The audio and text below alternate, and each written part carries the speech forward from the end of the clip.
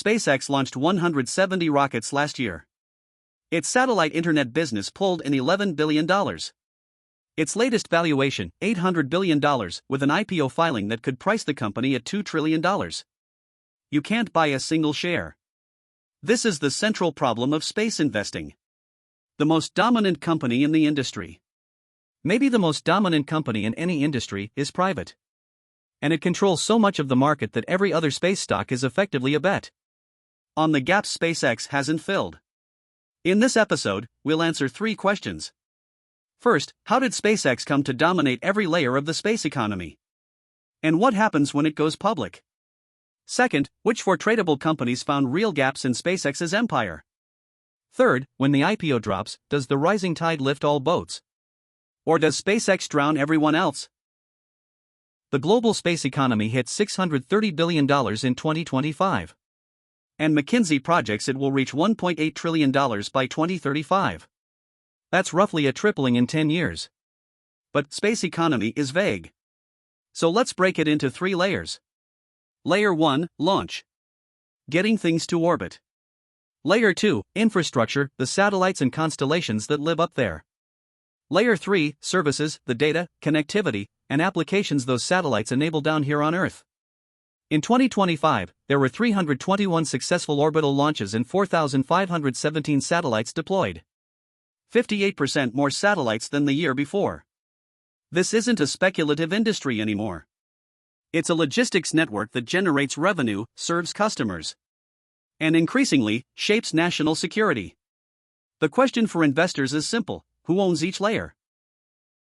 SpaceX launched 170 rockets in 2025, 53% of every orbital launch on Earth. Falcon 9 cost $74 million per flight. The nearest competitor charges over $100 million. No one can match SpaceX on price, cadence, or reliability. But launch isn't even the interesting part anymore. Starlink, SpaceX's satellite internet constellation, hit 9 million subscribers and generated an estimated $11.4 billion in revenue in 2025. Its EBITDA margin, 63%. That's not a space margin, that's a software margin. SpaceX added nearly 5 million subscribers in a single year. At one point signing up 1 million customers in 47 days. And Starship, the fully reusable mega-rocket still in testing, flew 5 times in 2025, short of the 25 flights planned. But if Starship works at scale, it drops launch costs by another order of magnitude. That changes the economics of everything above us. In late 2025, SpaceX confidentially filed for an IPO. The target valuation, $1.50 to $2 trillion. If it lists at that price, SpaceX would instantly become one of the 10 most valuable companies on Earth. Larger than most countries' stock markets. For space investors, this creates a paradox. On one hand, it validates the entire sector. A $2 trillion space company proves the market is real. On the other hand, it creates a gravitational pull. When SpaceX goes public, institutional capital will flow toward the largest, most liquid name. And potentially away from small-cap space stocks. So the question isn't just, what can you buy today? It's, what survives the SpaceX IPO? Let's look at 4 companies that might. Rocket Lab, ticker RKLB, is the only publicly traded launch company that has actually reached orbit consistently. But here's what most people miss: Rocket Lab isn't really a launch company anymore. In 2025, RKLB posted $602 million in revenue, up 38%. But launch services accounted for only 33% of that. The other 67%, $403 million, came from space systems. Building satellites, selling components, winning prime contracts. Its backlog hit $1.85 billion, up 73% year over year. That includes an $816 million prime contract from the Space Development Agency to build 18 missile warning satellites. Gross margins reached a record 44% adjusted. And then there's Neutron, Rocket Lab's medium lift, partially reusable rocket, targeting first flight in Q4 2026. If Neutron works, RKLB becomes the first company to credibly compete with Falcon 9 on price and payload class. If it doesn't, RKLB's space systems business still stands on its own. SpaceX's Starlink requires a dish. AST SpaceMobile wants to deliver broadband directly to your existing phone. No special hardware, no app, no antenna. Just your regular smartphone connecting to a satellite. In 2025, ASTS generated $70.9 million in revenue. Its first year as a revenue-generating company. It has a backlog exceeding $1.2 billion. In December 2025, AST launched Bluebird 6. The largest commercial communications array ever deployed in low Earth orbit. Spanning 2,400 square feet. It achieved the first native voice-over LTE calls on unmodified smartphones. Over both AT&T and Verizon networks. The company is targeting 45 to 60 satellites in orbit by the end of 2026. With 2026 revenue guidance of $150 to $200 million. If AST reaches constellation scale, it unlocks a market that even Starlink can't touch. The 5 billion mobile phones already in people's pockets. Planet Labs, ticker PL, operates over 200 Earth observation satellites that photograph the entire planet's landmass every single day. In fiscal year 2026, Planet posted $307.7 million in revenue, up 26%. And for the first time, turned EBITDA positive at $15.5 million. Its backlog surged 79% to $900 million. 98% of revenue is recurring. It has 910 customers across defense, agriculture, insurance, and climate monitoring. Planet fills a layer that SpaceX doesn't touch, turning satellite imagery into data products. SpaceX moves data through space. Planet creates data from space. That distinction matters. Because it means Planet isn't competing with SpaceX. It's competing with legacy imaging companies that charge 10 times more for lower frequency coverage.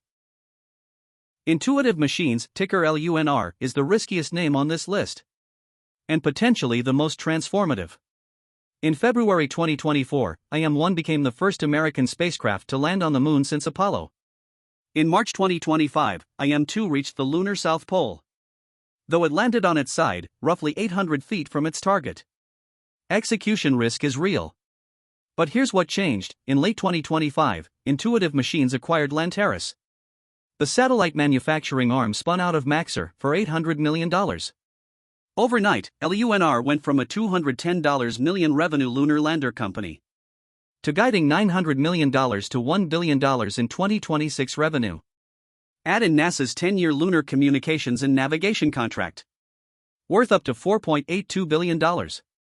And LUNR becomes the closest thing to a prime contractor for the lunar economy. The risk is execution. The reward is an entire new world. Let's put it all together.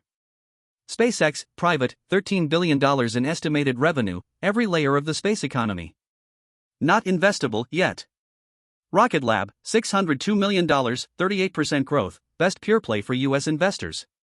AST SpaceMobile, $70.9 million, its first revenue year, targeting the direct-to-cell broadband market. Planet Labs, $308 million, 26% growth, first EBITDA positive year. Intuitive Machines, $210 million in 2025, guiding $900 million to $1 billion in 2026. After the Lanteris acquisition. And Iridium, $872 million, mature satellite communications, steady cash flow. For U.S. investors, all four growth names trade on major exchanges. Now the elephant in the room. If SpaceX lists at $1.50 to $2 trillion, what happens to RKLB, ASTS, PL, and LUNR? Scenario 1, the TSMC effect. When TSMC listed in the US, it didn't destroy semiconductor equipment stocks. It validated the ecosystem. SpaceX going public could do the same. Institutional capital enters the space sector for the first time at scale. And some spills over. Scenario 2, the gravity well. SpaceX absorbs all the oxygen. Generalist investors who want space exposure buy SpaceX and nothing else. Small-cap space stocks lose liquidity, analyst coverage, and momentum. In my view, the most likely outcome is somewhere between. SpaceX validates. But only the companies with real revenue, real differentiation, and real distance from SpaceX's core business survive the gravitational pull. So what happens next? The most likely path over the next 1 to 2 years. SpaceX goes public and reprices the entire sector. I give it a 70% probability that the IPO happens by mid-2027. Watch these three signals. First, the SpaceX IPO date and pricing. If it prices above $1.5 trillion, it becomes the defining event for every other space stock. Second, Rocket Lab's Neutron first flight targeted Q4 2026. If Neutron reaches orbit, RKLB goes from small launcher to Falcon 9 competitor overnight. Third, AST SpaceMobile's constellation count. When it crosses 45 satellites, commercial viability becomes real, not theoretical. On catalysts. Upside from NASA Artemis acceleration, defense satellite spending, and continued Starlink-driven awareness of space as an investment sector. Downside from SpaceX IPO capital drain. Starship success that kills Neutron's market. Or constellation deployment delays at ASTS. For U.S. investors. RKLB for the broadest space exposure. ASTS for the highest risk, highest reward connectivity bet.